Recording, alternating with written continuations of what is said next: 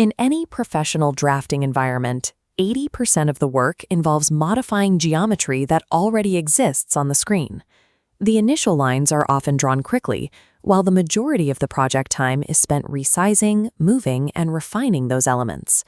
This comparison shows why that distinction matters. On the left, we are manually dragging and rotating a rectangle to match a slanted wall, a process prone to error. On the right, we use a single modification tool to snap the object into place in one fluid motion. To achieve this level of control, verify that your workspace is prepared. Ensure object snaps are active by pressing F3 and turn on dynamic input by pressing F12. Reducing the time spent on these repetitive edits is what separates an efficient professional from a beginner who relies on redrawing everything from scratch. We need to insert a window into this continuous wall segment without redrawing the perimeter. The break command lets us click 2 points.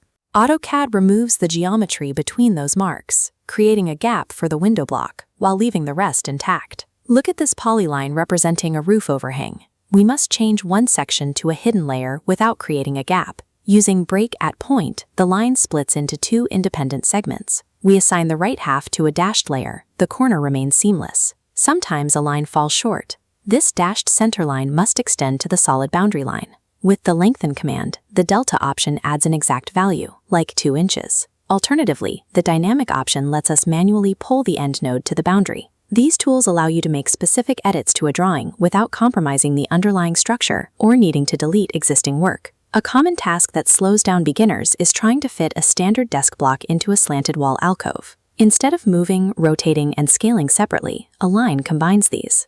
We map our first source point, the front left corner, to the destination in the slanted alcove. We then map a second source point to a destination further down the wall, establishing the exact rotation.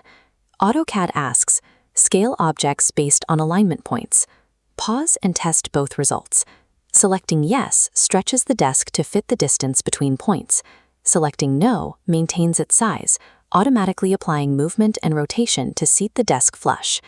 Relying on the align sequence removes the need for manual trial and error when working with non-orthogonal angles. Once an object is aligned, you may find it visually obscured. In this drawing, the desk we just placed is buried underneath a floor hatch pattern that was created later. This is resolved with draw order. In an isometric perspective, AutoCAD treats 2D geometry like stacked sheets of paper. Using bring to front, the desk layer slides to the top.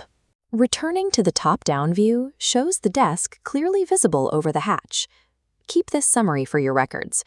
Break for gaps, break at point for layer changes, align for complex positioning, and draw order for visibility. These 4 tools give you the ability to manipulate any drawing without having to start over.